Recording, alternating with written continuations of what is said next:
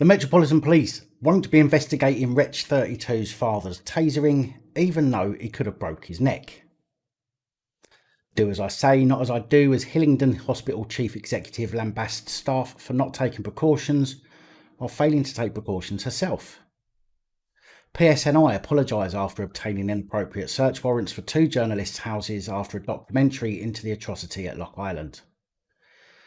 Black police constables more at risk from Black Lives Matter protesters than the far right, says Metropolitan Police Assistant Commissioner Sir Stephen House, Metropolitan Police Federation Chairman Ken Marsh and Chief Superintendent Simon Ovens. This and more coming up. Don't forget, these reports are daily, Monday to Friday. Please remember to subscribe and hit that bell so you don't miss any future uploads. And if you do appreciate the work I do and understand that these topics result in little to no YouTube monetisation, please consider joining the channel Patreon for as little as just £3 a month to help me to continue providing this content. Hello ladies, gentlemen, boys, girls, innies, outies, and of course in betweeners, my name's Dan. Welcome back to another PAP Reports. It's Friday, July the 17th, 2020. For the record, my hands are covered in paint as I'm in and out of the studio working on it whilst making this report, so please forgive me for the state of me. The Metropolitan Police have now confirmed that they will not be carrying out an investigation into the Taser deployment incident where Wretch 32, real name Jermaine Scott Sinclair's father, 62-year-old Millard Scott, was recorded falling down some stairs after police made entry, searching for someone thought to be in a property. The incident caused widespread concern after the footage was shared online. Unfortunately, the police body cam released is from the constable behind the one who deployed his taser, which certainly doesn't help in determining what actually happened around the corner on the stairs. However, it would seem to most that Millard Scott was not much of a threat, if at all, and the police didn't give him any chance to react to their orders.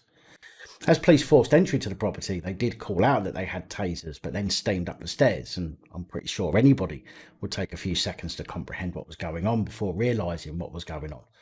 And so for me, the taser deployment was premature and dangerous, as Millard was standing at the top of the stairs. Police could easily have warned him several more times until it had sunk in what was going on, but they didn't. Therefore, potentially putting Millard's life and health at risk due to the fall he took down the stairs. Deputy Police Commissioner Stephen House explained to the London Assembly on Wednesday that the matter had been passed back from the IOPC to the Metropolitan Police, even after the Met were said to have investigated the incident themselves and found no misconduct. Of course they didn't. Stephen House said the letter from the IOPC said, "The IOPC has decided this matter should be returned to you, the Metropolitan Police, to be dealt with in a reasonable and proportionate manner. This is because, based on the information provided, we did not feel independent oversight or a direction for local investigation was required at this stage."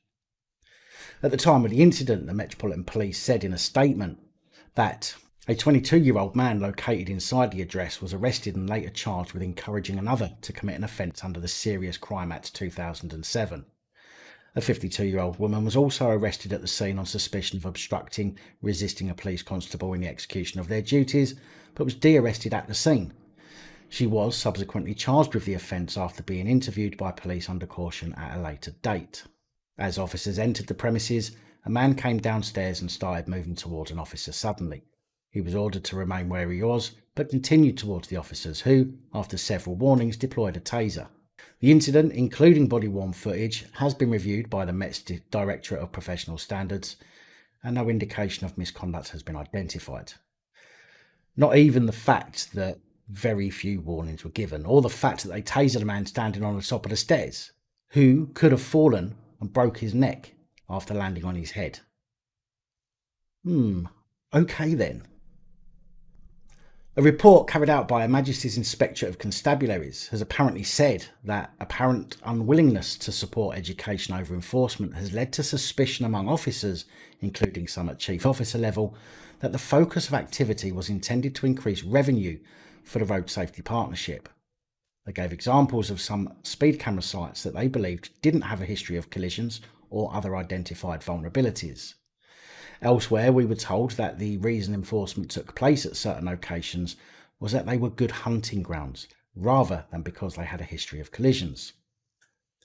We found examples where the use of partnership enforcement activity appeared to be in direct conflict with the development of a speedwatch scheme. In one force area, a safety partnership agreement prevented local speedwatch schemes from operating on roads where the safety partnership deployed mobile speed enforcement cameras. Forces and their partners need to make sure that there is transparency over how and where cameras are located. There are already government guidelines on this issue, but we believe that these should be refreshed to include a requirement for publication of what revenue is raised and how it is spent. The review also found that drug drivers were tolerated and the use of breathalyzer tests had slumped next to the number of fixed penalty tickets issued for excessive speed had risen in recent years. It was said that police have even tried to protect the revenue by preventing police constables handing out driver education as an alternative to a fixed penalty notice. This report seems to confirm what many people have thought for years, and that is that the police are revenue generating rather than trying to curtail speeding or make roads safer. And that seems to be backed up when you look at the figures. Although there is, strangely, no centrally held figures on how much the speed cameras rake in nationally, the minimum fine for speeding is £100. And when you find out that in 2018 the number of speeding tickets increased to 2.3 million from 1.6 million in 2011, that's a revenue of some £230 million. Campaigners said the findings were unacceptable because cameras should be about saving lives and nothing more. Some road safety initiatives have been blocked by safety camera partnerships, such as Community Speedwatch, where volunteers are given radar guns and letters of warning are sent to drivers in an attempt to change their behaviour rather than prosecute them. The National Police Chief Council lead for roads policing, Chief Constable Anthony Bangham, said, "We will carefully consider the recommendations made by HMICFRS." Yeah, of course you will. Yesterday, we spoke about the apparent outbreak of COVID in Hillingdon Hospital after they saw around 70 members of nursing staff have to quarantine after they were said to have all contracted COVID after a staff training day when masks were not worn and social distancing ignored. The outbreak was said to have been so bad that they had to shut the hospital's A&E department. Well, in typical hypocritical form, those at the top either are forgetting the narrative or are completely stupid, as a hospital trust chief executive, Sarah Telford, warned that some of us are not demonstrating the behaviour we should be in an email to staff condemning their actions. However, the very day before her email to staff about their lack of following the rules, Sarah Telford was herself pictured with a colleague in front of a sign that read, "You must wear a face covering during your time in hospital," whilst she herself was without one. She was also pictured on June the 30th without a mask, whilst at the hospital. The email she sent to staff read, "I am told some of you are not wearing appropriate masks and you are not adhering to social distancing. This has resulted in an outbreak on a ward where our staff have contracted COVID-19. If you do not follow the guidance, we cannot keep you safe. I don't like wearing a mask, but it would be irresponsible of me not to do so." The NHS Trust has not responded to questions about why Tedford was not wearing a mask in the pictures, saying only there is an ongoing investigation into the outbreak of COVID-19 at Hillingdon Hospital. Our priority is to maintain safe and high quality care, and the Trust is taking appropriate actions to reduce transmissions in line with Public Health England guidelines. So yet again, this is a high up in the NHS, the same organisation that's telling us how bad the virus is and should know better than anyone. If it's that bad, they should be wearing masks and following other guidance, but failing to do so. And yet people wonder why there is doubt about the severity of this pandemic. A report that's been compiled by top lawyers has said to have revealed that government spending on justice has fallen by 24% in the last 10 years to just 39 pence per person per day. The Solicitors Bar Council have now accused the government of trying to do justice on the cheap, causing crime to rise and leaving victims unable to get justice after the report claims the Crown Prosecution Service saw a 39% reduction in funding between 2010-2019, with legal aid funding dropping 37% during the same period. The Solicitors Bar Council are calling for an additional £2.48 billion for the justice system. Chair of the Bar Council, Amanda Pinto, QC, claimed UK justice had become a poor relation compared to other departments in European countries. She said, "We've seen what a lack of funding for law and order achieves. rising crime, low detection rates, long delays to cases with many collapsing before they get anywhere near a court, victims of crime denied justice, and all because government after government has scrimped on the justice budget. For just small change, 22p per person more, the government could put its money where its mouth is, commit to boosting law and order and protecting the public by investing the price of a packet of hobnobs per person per week in a whole justice system. 22p for a packet of hobnobs. Wow. She is well out of touch. A government spokesperson insisted they were committed to restoring confidence in the justice system. They said, "We are providing the biggest increase in police funding in over a decade as part of our plan to put 20,000 additional police officers on the streets. We are also investing more than $1 billion to reform and modernise courts, $85 million for the CPS to manage caseloads, and hundreds of extra prosecutors are being appointed. Together with work to build more than 13,000 new prison places, we are taking action to deliver justice and keep the public safe." Which is great. Woohoo! But how does that help people who need the justice system? How does that help any victims of crime get the justice they need? Barry McCaffrey and Trevor Burney, two journalists who had their homes raided by police using inappropriate search warrants, have had an apology from Police Service of Northern Ireland Chief Constable Simon Byrne. The High Court ruled last week that police wrongly obtained warrants to carry out raids on their homes and businesses at a hearing which was said to have fallen woefully short of fair standards. In 2017, the pair worked on a documentary on the atrocity at Loughin Island, where three masked gunmen entered the Heights pub and opened fire on customers watching the Republic of Ireland play Italy in the World Cup. But rather than follow up leads that the documentary brought up, police targeted the journalists instead. They arrested Burney and McCaffrey in dawn raids in August on suspicion of stealing an unredacted police ombudsman investigation into the massacre. The pair, who had remained on bail without charge, challenged legality of the search warrants in a judicial review. Police Service of Northern Ireland Chief Constable Simon Byrne said in a statement, "This morning I've written to both Barry McCaffrey and Trevor Burney, offering them an unreserved apology for the distress and upset caused to them and their families following the execution of search warrants at their homes and business premises on the 31st of August 2018. While the searches were planned and conducted at the direction of officers from Durham Constabulary, those officers were acting on behalf of the Police Service of Northern Ireland in an external capacity, and I fully accept the ruling of the Lord Chief Justice that the search warrants were unlawful. The Police Service of Northern Ireland will be reviewing all findings of the judgment to ensure that all appropriate learning is taken. I have notified both Mr McCaffrey and Mr Burney's legal representatives that I am keen to resolve all the outstanding matters through a process of mediation in order to bring the matter to a conclusion. Until these issues are resolved, the Police Service of Northern Ireland will be making no further comment." And I think we all know what that means. Another statement telling them the police will learn from the incident and then try and sweep it under the carpet. However, I hope that Barry McCaffrey and Trevor Burney take the PSNI to the cleaners. Ireland's East Antrim Minister Simon Wilson has made his thoughts known this week after stating his objection to government-mandated face masks.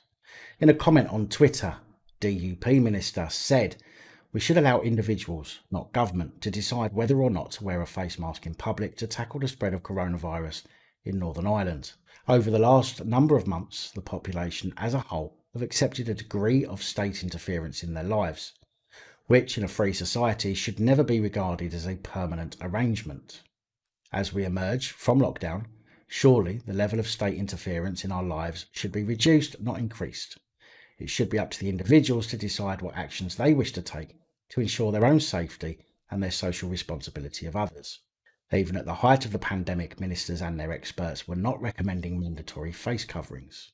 On April the 3rd, Deputy Chief Medical Officer Jonathan Van Tam said during the Downing Street press briefing there was no evidence that general wearing of face masks by the public who are well affects the spread of the disease.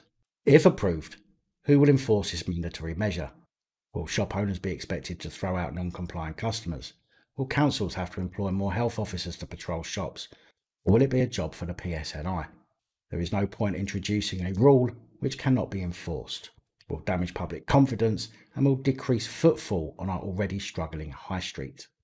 The comments follow confirmation by the Health Minister that they will be implementing recommendations on the wearing of face masks in shops in line with England's latest recommendations. Minister Swan said, given the risk of further waves of infection, wearing face coverings in enclosed spaces will have to become second nature if we are to keep each other safe. I have no wish to preempt executive decisions, but I am firmly of the view that everything possible must be done to encourage the wearing of face coverings in retail stores and other indoor spaces where people are not eating, drinking or exercising. The Chief Medical Officer and Chief Scientific Advisor agree. Ulster Unionist Party's Michael Palmer replied to Wilson's tweet, saying, "Freedom is being encroached by COVID though. Mandatory face masks are a way to give people more freedom. Otherwise, more severe lockdown measures might have to be implemented, which no one wants. I don't like wearing face masks either, but experts say we should, and they know best." The problem I have with all of this is that we only know what we're told. We're told to trust the government and the experts. But yet more and more people from healthcare are speaking out about how numbers are manipulated, how when people were being told hospitals were full, they weren't, and how they have been threatened with dismissal should they speak out. So who do we listen to? Who do we believe? The government, who throughout history have always shown themselves to think about themselves and always have ulterior motives, or those people on the front line who have nothing to gain from speaking out other than the loss of their job? I've never said that there's no virus. I personally certainly believe there is something. But if you think about it logically, why are we not seeing people collapsing in the streets? Why are we not seeing people becoming ill rapidly? The reports about the nurses who failed to wear face masks or socially distance at the Hillingdon Hospital said that the nurse, who is thought to have been the one to have contaminated the others, became progressively ill throughout the training day until she had to go to A&E herself. So surely we should be seeing people become ill quickly. There's no talk of people dying at home due to it. When you think of the many elderly people who are said to be most at risk, I've not heard a single story of someone dying at home from it. Although, granted, I could have missed it in the news, but you would think that it would be a big thing. Wintertime, we're all told to check on elderly neighbours who live alone. Why are we not being told to give our elderly neighbours a knock daily to check if they're okay? I still think there are far too many inconsistencies with the actions being taken and what we're being told. Of course, this is my opinion, and it seems I have to make that even more clear for some people. I am not a doctor or medical professional in any way, but I will continue to share my opinion along with the facts of a story, just as you can freely give your opinion in the comments, and providing it's not an attack on somebody's opinion, I will happily enter a discussion with you. Charlie Elphick, former Conservative MP who was accused of indecently assaulting two women, has been in Southwark Crown Court defending against 3 charges, 1 count of indecent assault in 2007 and 2 further counts against the second woman in 2016. One of the women, who was in her early 30s at the time, alleged Mr Elphick tried to kiss her, groped her breast, then chased her around to his home while trying to grab her buttocks. Married Elphick said he believed the woman had wanted to take matters further until they shared a bottle of wine while his wife was away on business. The jury heard a recording of Elphick's police interview in which he said the woman asked him not to tell his wife about the 2007 incident and to pay her £5,000. He said, "I got it, £5,000, in smaller amounts, 500 to 1,000, because she was insistent Natalie shouldn't know." Asked if he ever told his wife about the payments, Mr Elphick told police no. He also described how the first alleged incident happened and said that he stopped immediately when the woman told him to. He said the atmosphere was very warm and convivial, and I believed she wanted to take matters further. I leaned over and kissed her. At first, she responded positively, and it became clear it was not what she wanted. He said, "I was incredibly apologetic. I believed this was what she wanted." She said she accepted my explanation, my apology, and that I had been under a misapprehension. I bet his wife is loving this. Imagine having to sit in court or read about how your partner was trying to get his end away with multiple times while you're away. I don't know why he didn't just go to a brothel or get a prostitute in a hotel like most MPs and other government officials do. Allegedly.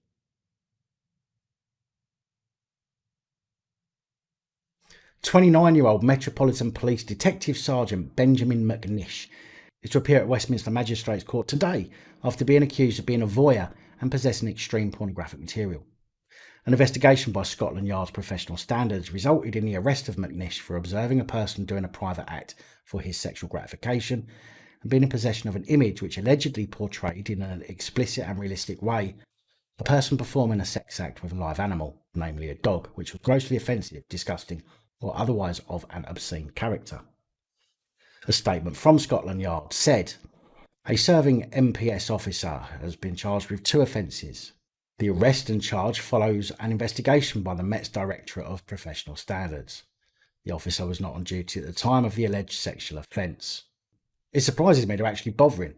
It wouldn't shock me, like paedophilia, people like this will start getting lesser and lesser sentences in an attempt to what seems like normalising it. After all, don't they already say that love has no gender, colour, labels, boundaries, age or limits? How long before species is added to that list? PC Richard Harris from Sussex Police faced his misconduct hearing this week. We mentioned him on the 13th of July after he was found to have been travelling at more than 3 times the speed limit on his way to an incident when he had received notification over the radio that the incident was no longer an emergency, but then went on to hit and kill 79-year-old David Ormisher on a pedestrian crossing. Earlier in the week, the hearing heard how, from the moment PC Harris turned into Eastern Road, he was travelling too fast, and his excessively fast driving resulted in the crash which killed Mr. Ormisher. And, while PC Harris was driving along Eastern Road, he would have heard messages, including one saying, "We have been trying to drag the lady out of the sea. We have put her in a recovery position and she is breathing." The allegations against Harris were also that he narrowly avoided crashing into 2 vehicles, one turning into the Esso garage and one travelling in the opposite direction when he overtook a van and a bus. Now, in typical police fashion, they've found that although Harris had been informed the situation was no longer an emergency, and that he was travelling more than 3 times the speed limit, and that the hearing heard that he should have seen Mr. Ormisher on the pedestrian crossing and performed an emergency stop, he has been cleared of gross misconduct, which would have resulted in his dismissal. Or rather, should have resulted in dismissal, unlike Laura Connor from yesterday's report. Instead, the allegations against him were proven, but they found it amounted to misconduct only in that he breached standards of professional behaviour relating to duties and responsibilities, all relating to the manner of his driving on August the 25th, 2017. The incident was investigated by the IOPC, who referred a case to the Crown Prosecution Service in August 2018 to consider criminal charges in September. In September 2019, the CPS advised that they would not press charges, and 2 months later, Mr. Ormisher's family exercised their victim's right to review in April 2020. The review was completed by the CPS, who again ruled that no charges would be brought, even though the IOPC alleged that PC Harris's speed as he drove through Brighton was not necessarily reasonable or proportionate in the circumstances, and during the blue light run, he had narrowly avoided collisions with 2 other vehicles. I find myself wondering just how desperate the police and CPS would be to lay charges on a member of the public for doing the same, even if they were speeding due to an emergency. We spoke yesterday about how Dame Vera Baird claimed that rape was being decriminalised due to the huge fall in prosecutions for the crime, stating that it coincided with the introduction in 2019 of the consent forms giving police access to victims' mobile phones for fear of not having the crime investigated. Something that the Centre for Women's Justice said was unlawful, discriminatory, and led to excessive and intrusive disclosure requests. Well, yesterday the National Police Chiefs Council confirmed that the forms will be replaced with an interim version from the 13th of August. The College of Policing will produce guidance on investigative practice when mobile phone investigation is needed. Solicitor Harriet Wistrich, Director of the Centre for Women's Justice, said, "We are relieved that these forms have finally been withdrawn from use, but they should never have been used in the first place. Their effect has been to delay rape cases and deter many victims from coming forward or continuing with their cases." Assistant Chief Constable Tim D. Mayer, National Police Chief Council lead for disclosure, tried the normal cop-splaining, saying that police and prosecutors have a duty to pursue all reasonable lines of inquiry in every investigation and to disclose any material that undermines the case for the prosecutor or assists the case for the accused. This is a fundamental principle of our criminal justice system. which ensures that trials are fair. Which is right, but the point is, if there is someone that denies an allegation, they will no doubt have evidence on their device to prove it, which they will no doubt want to show the police to clear their name. And then they would have evidence that would then open a line of inquiry and process to retain the victim's device under PACE. So making it seem that an allegation will only be investigated if the victim gives up the device under threat of non-investigation undermines the entire judicial system, as every allegation should be investigated to the best of the police's ability. And the same goes, by the way, for victims. If they do have evidence on their phones, then surely they will offer that evidence to the police anyway. The main problem is, I think, that the police won't simply take the info they need, which would generally be message data. They'll have nothing more than a good nose into people's lives and take and retain any information that could be used even against the alleged victim. Equality and Human Rights Commission Chief Executive Rebecca Hilsenrath said digital data extraction forms are an invasion of privacy at a time when victims of crime are at their most vulnerable. There is no evidence that they are necessary in building a case, as they are predominantly applied to survivors of rape or sexual assault. They disproportionately impact on women and act as a discriminatory barrier to justice. We are proud to have assisted in the challenge by two brave claimants who brought this issue to the fore with the Centre for Women's Justice.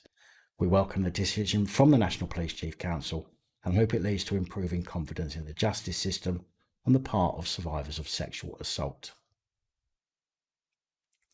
A report in the East London and West Essex Guardian has said that black police constables have been disproportionately targeted with abuse and violence at recent London protests by Black Lives Matter protesters. The report spoke of unprecedented hatred and abuse and extraordinary pressure out on the streets as attacks on officers rise.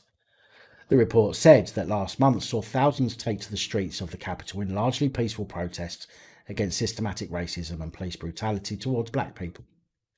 There were counter-protests by the far right after a number of statues in central London, including the Churchill Monument in Parliament Square, were vandalised, which I find a little disturbing. Not because there weren't some far-right idiots in attendance, there clearly was, but because many of the people who were not there counter-protesting over the statue being vandalised, but rather protecting more of them from being vandalised. And that's not me sticking up for the idiots that attend simply to antagonise the BLM protesters.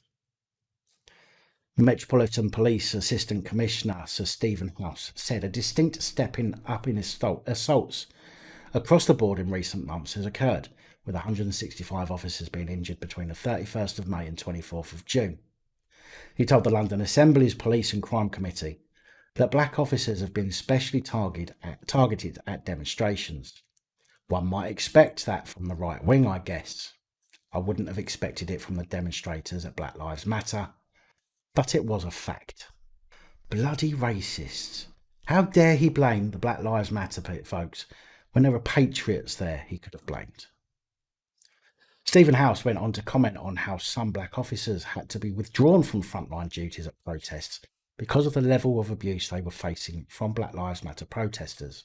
Metropolitan Police Federation Chairman Ken Marsh told the committee he has never seen anything like it in 30 years of policing. While officers were injured across the board, regardless of ethnicity, black police were abused more vociferously than anyone else, he said. Although the most abuse and injuries were at the hands of BLM protesters, Ken Marsh did make a point to say that those responsible for attacks were from both sides. He said it was absolutely atrocious what I was witnessing. It was just a dialogue all day of hatred and abuse. Chief Superintendent Simon Ovens said that black officers in particular are facing extraordinary pressure out on the streets during protests and day to day. Conservative London Assembly member Susan Hall said attacks on police were absolutely disgraceful and called for better understanding of why black officers are targeted, adding, "We really need to find out why they were particularly picked on, because that might then start to unravel the reasons why members of the community don't join the police force." Well. What a bunch of racists. I mean, how dare they blame BLM supporters for being responsible for the majority of attacks and abuse at black police constables? Was there not enough far-right activists or patriots or white folk there to blame? Or could it in fact be that many of the BLM protesters, as has been said many times before, were not actually there for the reasons purported, but rather just wanted to get involved in a good brawl? I'll leave you to make up your own minds on that. Very big thank you to all of the channel supporters, especially channel's patron supporters. Your support really does help and it is truly appreciated. And that's all I have for you today. Please like, share, comment and subscribe. Let me know your thoughts, as I know many of you will. And until next time, stay safe, look after each other, film the police, film other officials, and have a bloody good weekend. Good night, all. Thank you for taking the time to watch this video. If you like the content and you'd like to help support the channel, you can do so. In the description of every video there are some links to ways that you're able to help support the channel so I can continue putting out content. If you're unable to help us in that way, hit that subscribe button up the top there. If you haven't already, become a subscriber. That is support enough. Share the videos, comment, like, it all helps. If you're looking for something else to watch, up top there is my latest video. Down the bottom there is a video that YouTube recommends for you.